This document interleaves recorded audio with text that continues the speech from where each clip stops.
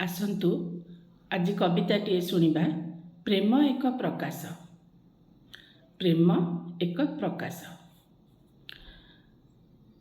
ଏକ ସ୍ତ୍ରୀର ମନ କଥାର ପ୍ରକାଶ। ଆସନ୍ତୁ ଆରମ୍ଭ କରିବା କବିତାଟି। ଆପଣମାନଙ୍କ ନିଶ୍ଚୟ ହୃଦୟକୁ ଛୁଇଁଯିବ, ଏଇ ମୋର ଆଶା। କାଠୁଆ ଶୀତରେ ଭାରି ମନେ ପଡ଼େ ତୁମର ସେ ନୀରବତା।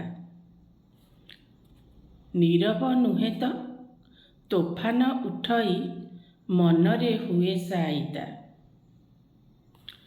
ବିନା ଶବ୍ଦରେ କହି ହୋଇଯାଏ କେତେ ଯେ ଅକୁହା କଥା। ଭୁଲିଯାଏ କେବେ, ପୁଣି ଭୁଲାଇ ନ ଦିଅ ସଂସାର ଯାକର ବ୍ୟଥା। ଭାବେ ମୁହିଁ ବସି ନିସ୍ତବ୍ଧ ପ୍ରହରେ, ଭାବନାକୁ ରୂପ ଦେବି। ଅନ୍ତରଟା ଆଉ ଜାଳି ପାରିବିନି, ସବୁକୁ ଲିଭାଇ ଦେବି। ଯେତେ ଭାବେ ମୁହିଁ ମନର କଥାକୁ ଖୋଲି ସବୁ କହିଦେବି। କିଏ ରୋକିଦିଏ ଓଠକୁ କେଜାଣି, ବାକ୍ୟ କହେ ଭାବି ଭାବି। ତୁମ ମନ ଜିଣିବାର ପ୍ରୟାସରେ ବିତୁଥାଏ ଦିନ ରାତି। ସବୁ ଜାଣିକିଆ ଅଜଣା ଭାବରେ ବିତାଅ ମୋର ସଙ୍ଗତି। ପ୍ରେମରୁ ବିବାହ, ବିବାହରୁ ପ୍ରେମ ଉତ୍ପନ୍ନ ହୁଏ ଜାଣିଛି।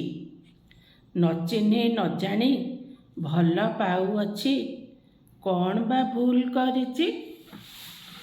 ପାଖରୁ ଅନ୍ତର ହେବାକୁ ମୋ ମନ ଚାହୁଁନାହିଁ ତ ଘଡ଼ିଏ। ତୁମେ କିଆଁ ଏତେ ଅଭିନୟ କର, କିଛି ନ ଜାଣିବା ପ୍ରାୟ। ହାତ ଛଡ଼ା କଲେ ଶାଶ୍ୱତ ପ୍ରେମକୁ ଆଉ ନ ମିଳିବ ଏହା। ନୂଆ ସଂସାରଟେ ଗଢ଼ିବା ଆମେ, ଆସୁ ଦୁଃଖ ସୁଖ ଯାହା। ନୂଆ ସଂସାରଟେ ଗଢ଼ିବା ଆମେ, ଆସୁ ଦୁଃଖ ସୁଖ ଯାହା। ନମସ୍କାର, ରହିଲି।